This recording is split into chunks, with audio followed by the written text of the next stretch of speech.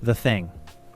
John Carpenter's 1982 remake of The Thing transformed a 1951 B-movie about a plant-like alien into one of the most terrifying, paranoia-driven horror films ever made. The original film, The Thing from Another World, directed by Christian Nyby, featured a straightforward monster that the heroes could identify and fight. Carpenter's version, starring Kurt Russell as helicopter pilot R.J. MacReady, introduced a shape-shifting alien that could perfectly imitate any living being at Antarctic Research Station Outpost 31. The supporting cast included A. Wilford Brimley, Keith David, Richard Dysart, and T.K. Carter, all trapped in an isolated environment where trust became impossible. Rob Bottin's groundbreaking practical creature effects consumed $1.5 million of the $15 million budget, requiring 5 hours daily to apply on actors. The film earned only $19.6 million domestically against its production costs, partly because it released the same summer as E.T. the Extraterrestrial. Critics savaged it upon release. Roger Ebert gave it 2.5 out of 4 stars, calling it a great barf-bag movie, while magazine Cinefantastique asked on their cover whether it was the most hated movie of all time. Despite this disastrous reception, the film gained cult status through home video and is now considered a horror masterpiece. It currently holds an 80% fresh rating on Rotten Tomatoes and ranks number 97 on their Journey Through Sci-Fi list of the 100 best-reviewed science fiction movies. The Chicago Film Critics Association named it the 17th scariest film ever made. Carpenter's genius was focusing on paranoia and mistrust as the central horror, with characters unable to determine who among them remained human. The famous blood test scene and ambiguous cliffhanger ending cemented its legacy. The remake's transformation from box office failure to beloved classic demonstrates how audiences sometimes need time to appreciate groundbreaking work. Its emphasis on practical effects over computer-generated imagery and psychological horror over jump scares influenced generations of filmmakers, proving that remakes can elevate source material by adding thematic depth about human nature under extreme pressure. Body Snatchers. Philip Kaufman's 1978 remake of Invasion of the Body Snatchers relocated the alien pod people from small-town America to San Francisco, creating an even more paranoid and unsettling experience than Don Siegel's 1956 original. The remake had a budget of $3.5 million and starred Donald Sutherland, Brooke Adams, Jeff Goldblum, Leonard Nimoy, and Veronica Cartwright. Released on December 22, 1978, the film premiered on 445 screens nationally and grossed nearly $25 million at the American box office. In a brilliant piece of metacasting, Kevin McCarthy from the original film appears in a cameo, still shouting, "They're here!" as if his character had been warning people since 1956. Original director Don Siegel also appears as a taxi driver, while Robert Duvall has an uncredited cameo as a priest on a swing set. The film currently holds a 93% approval rating on Rotten Tomatoes, with critics praising its sophisticated update of Cold War paranoia for the cynical post-Watergate era. By changing the setting from a small town to a big city, Kaufman tapped into urban alienation and the fear of losing one's identity in mass consumer society. The marketing budget reached $4.5 million, demonstrating the studio's confidence in the project. The film explores themes of paranoia, conformity, and loss of identity that resonated deeply with 1970s audiences. The final scene, featuring Sutherland's character pointing and emitting an ear-splitting shriek, became one of horror cinema's most iconic moments. The remake successfully demonstrated how changing historical context can give new life to familiar material, updating 1950s Red Scare anxieties for an era defined by government distrust and social upheaval. It stands as one of the greatest remakes ever made, proving that the invasion had never truly ended. Cronenberg's Fly. David Cronenberg's 1986 remake of The Fly transformed a campy B-movie into a tragic body horror masterpiece about transformation, addiction, and watching a loved one deteriorate. The original 1958 film starred Vincent Price as a scientist who becomes a human-fly hybrid after a teleportation experiment goes wrong. Cronenberg's version, with a budget of $9 million, starred Jeff Goldblum as scientist Seth Brundle and Gina Davis as journalist Veronica Quaife. The film grossed $60.6 million worldwide, becoming Cronenberg's biggest commercial success and topping the U.S. box office for 2 weeks. Produced by Mel Brooks through his Brooks Films company, Brooks deliberately kept his name secret so audiences wouldn't expect comedy, though he did contribute the now famous tagline, "Be afraid, be very afraid." Chris Walas and Stephen Dupuis won the Academy Award for Best Makeup, the only Oscar won by a Cronenberg-directed film. The movie currently holds a 93% approval rating on Rotten Tomatoes. John Lithgow turned down the lead role, calling it too grotesque, but Goldblum embraced it, willing to perform with extensive prosthetic makeup unlike other proposed actors. Many critics felt Goldblum deserved an Oscar nomination for Best Actor, but was overlooked, possibly because older Academy voters rarely honor horror films. Cronenberg focused on the emotional tragedy rather than just horror spectacle, crafting the film as an allegory for the AIDS crisis and the experience of watching loved ones succumb to disease. The relationship between Goldblum and Davis grounds the horror in genuine human tragedy, making audiences care deeply about the transformation. Goldblum's performance remains remarkable, maintaining humanity even when barely recognizable beneath layers of prosthetics. The practical effects still look stunning decades later, avoiding the dated appearance that plagues many computer-generated imagery-heavy films.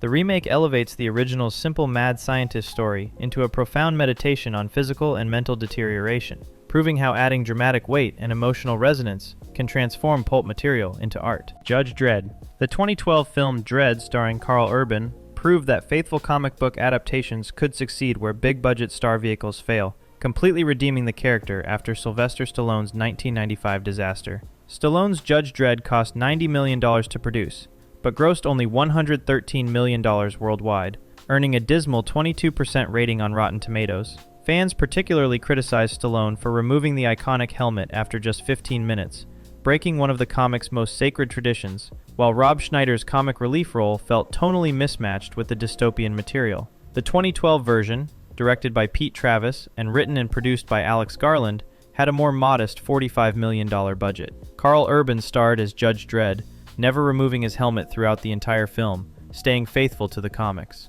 Despite this commitment to the source material, the remake also failed at the box office, earning only $41.5 million worldwide. The poor performance resulted from multiple factors, including association with the failed 1995 film, unfortunate timing with its release just months after The Raid, which featured a very similar premise, and a marketing campaign that Urban described as providing zero audience awareness about the film's release. In the UK, where Judge Dredd has his largest fan base, the film was only released in 3D, limiting theater availability and turning off some moviegoers. However, Dredd received critical praise and gained a devoted cult following. Judge Dredd creator John Wagner, who had criticized the Stallone version, called the 2012 film a true representation of Judge Dredd, praising Urban's performance and the faithful adaptation.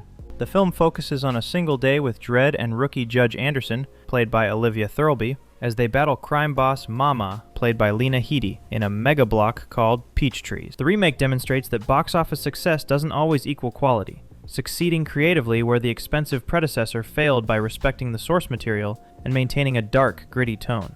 Urban's commitment to keeping the helmet on shows genuine understanding of what makes the character iconic, proving that artistic success can outlast commercial disappointment. Spielberg's War. Steven Spielberg's 2005 War of the Worlds brought Tom Cruise and cutting-edge visual effects to H.G. Wells' alien invasion story, creating a more visceral and terrifying experience than Byron Haskin's 1953 original. With a budget of $132 million, Spielberg's adaptation starred Cruise as Ray Ferrier, Dakota Fanning as his daughter Rachel, Miranda Otto, and Tim Robbins, with Morgan Freeman providing narration. The screenplay, written by Josh Friedman and David Cope, shifted focus from heroic scientists to a flawed, blue-collar, divorced father protecting his children. Shooting lasted 73 days across Virginia, Connecticut, New Jersey, California, and New York, with pre-production taking only 3 months, roughly half the normal time for a film of this scale. The film premiered on June 29, 2005, opening with a $77 million 4-day weekend and ultimately grossing $606.8 million worldwide. It became the fourth biggest movie of 2005 globally and received 3 Academy Award nominations for Best Visual Effects, Best Sound Mixing, and Best Sound Editing. Gene Barry from the 1953 version appears as the grandfather in a touching cameo linking both films. The remake succeeds by making the alien invasion deeply personal rather than just spectacle, grounding apocalyptic events in relatable human drama. By following a working-class father instead of scientists or military personnel, Spielberg created an intimate perspective on global catastrophe. The post-September 11th context gave the destruction scenes added resonance, reflecting contemporary anxieties about sudden, devastating attacks. Despite Cruise's controversial press tour, where his behavior on talk shows and criticism of psychiatry generated negative publicity, his vulnerable performance drives the film's emotional core. The visual effects, nearly 2 decades later, remain impressive and avoid the dated look that plagued the original. Spielberg's version demonstrates how remakes can enhance classics by adding human scale to epic events, making audiences feel the terror of invasion through the eyes of ordinary people struggling to survive. By the way, if you're enjoying this type of content, I create videos like this all the time. Subscribing would really help me out. Villeneuve's Dune. Denis Villeneuve's 2021 adaptation of Dune finally succeeded where David Lynch's notorious 1984 version failed, proving Frank Herbert's epic novel could translate to screen with proper vision and budget. Lynch's version had a budget of $40 million, but grossed only $30.9 million domestically, becoming a major box office bomb and critical failure that Lynch later disowned due to studio interference. The 1984 films, starring Kyle MacLachlan, Patrick Stewart, Sting, and Linda Hunt, attempted to compress the entire novel into 137 minutes, though an original cut ran over 3 hours. Villeneuve's Dune Part 1 had a budget of $165 million and covers only the first half of the novel in 155 minutes, allowing proper character development and world building. The remake stars Timothée Chalamet as Paul Atreides, Rebecca Ferguson, Oscar Isaac, Josh Brolin, Stellan Skarsgård, Zendaya, Jason Momoa, and Javier Bardem. Hans Zimmer composed the score, turning down Christopher Nolan's Tenet to work on the project, demonstrating his faith in Villeneuve's vision. Zimmer spent a week in a Utah desert to incorporate natural sounds into the musical landscape. The film premiered at the Venice International Film Festival on September 3, 2021, and despite releasing simultaneously on HBO Max during the pandemic, grossed over $400 million worldwide. It holds an 83% approval rating on Rotten Tomatoes and received 10 Academy Award nominations, winning 6 including Best Cinematography, Best Editing, and Best Visual Effects. Warner Bros. Quickly greenlit Dune Part 2 based on the success. Villeneuve chose not to watch Lynch's version, wanting a fresh approach based directly on Herbert's novel rather than previous interpretations. The contrast between these two adaptations demonstrates how crucial pacing and budget are for epic science fiction. Lynch's failure stemmed from trying to compress too much material into limited runtime with heavy studio interference, while Villeneuve's decision to split the story allowed the narrative to breathe. The success vindicated Herbert's novel as adaptable material and launched a new franchise, creating the definitive Dune for a new generation through respectful handling of source material combined with modern visual effects technology. The Blob. The 1988 remake of The Blob took Steve McQueen's campy 1958 drive-in creature feature and transformed it into genuinely scary, gore-filled horror with Cold War paranoia and government conspiracy themes. The original film starred a young McQueen in his first major role, launching his career through sheer charisma despite the B-movie material. The remake, directed by Chuck Russell and co-written with Frank Darabont, starred Kevin Dillon and Shawnee Smith as teenagers fighting the alien blob in the small town of Arborville, California. Produced with approximately $10 million, the film grossed only $8.2 million, becoming a box office failure. Despite commercial disappointment, it gained a devoted cult following over the years and currently holds a 62% approval rating on Rotten Tomatoes. The remake fundamentally changed the alien's origin from extraterrestrial visitor to biological warfare experiment gone wrong, adding a government conspiracy and cover-up subplot completely absent from the original.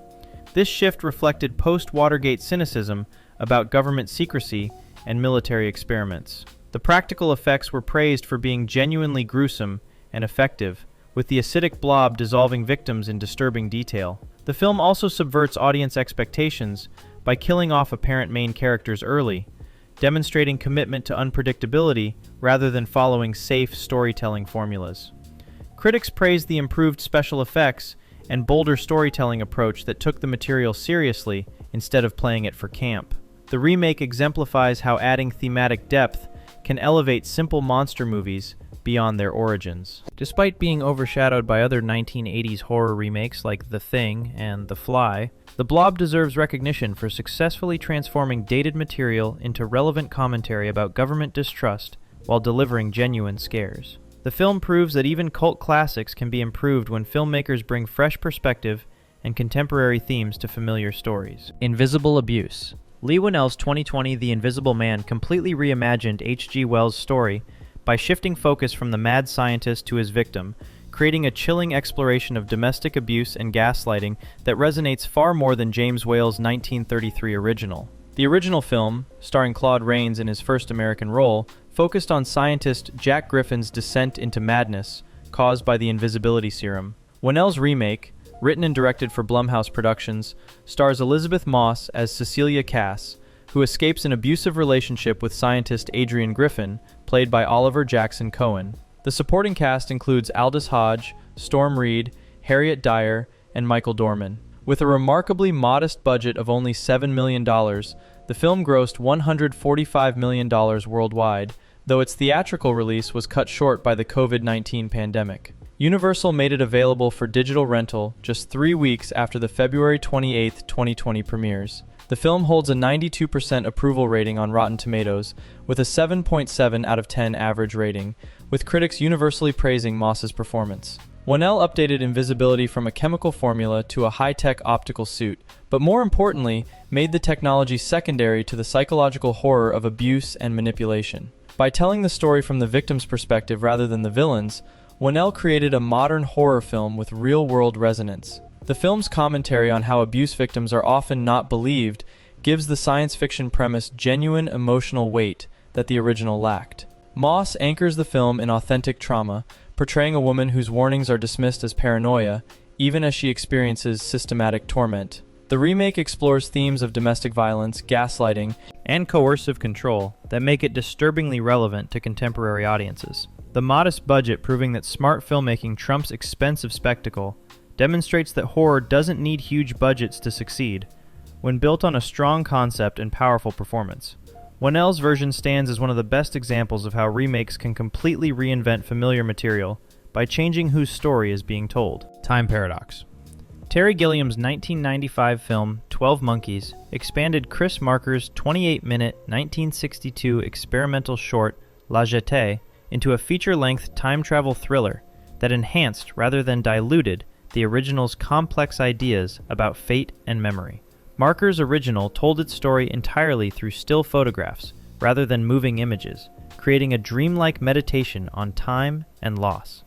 The screenplay by David and Janet Peoples took Marker's core concept but built an entirely new story around it. With a budget of $29 million, relatively modest for Hollywood science fiction, the film starred Bruce Willis as convict James Cole, sent back in time from the year 2035, Brad Pitt as the manic Jeffrey Goins, Madeleine Stowe as psychiatrist Dr. Catherine Rayleigh, and Christopher Plummer in a supporting role. Released on December 29, 1995, the film grossed $168.8 million worldwide. Brad Pitt received his first Academy Award nomination for Best Supporting Actor and won the Golden Globe Award for Best Supporting Actor, while the film won the Saturn Award for Best Science Fiction Film. Gilliam initially wanted Nick Nolte and Jeff Bridges for the lead roles, but Universal objected and suggested Nicolas Cage and Tom Cruise, whom Gilliam rejected. Willis lowered his normal asking price to get the film approved for production, while Pitt was cast when still relatively unknown, but became a major star during production thanks to Interview with the Vampire, Legends of the Fall, and Seven. The film explores a post-apocalyptic future where a virus wiped out most of humanity in 1996, with time travel paradoxes central to the plot as the protagonist tries to prevent a disaster that may be inevitable. The expansion demonstrates how short films can be successfully adapted into feature length when filmmakers add depth rather than just padding. Willis delivered one of his best dramatic performances, completely breaking from his action hero persona to portray a vulnerable, psychologically fractured character. Pitt's wildly eccentric performance stands out in his entire filmography. The film's exploration of whether the past can be changed resonates philosophically while maintaining entertainment value, proving that complex ideas and accessible storytelling aren't mutually exclusive. If you found this valuable, consider subscribing so you never miss new content. Thanks for watching.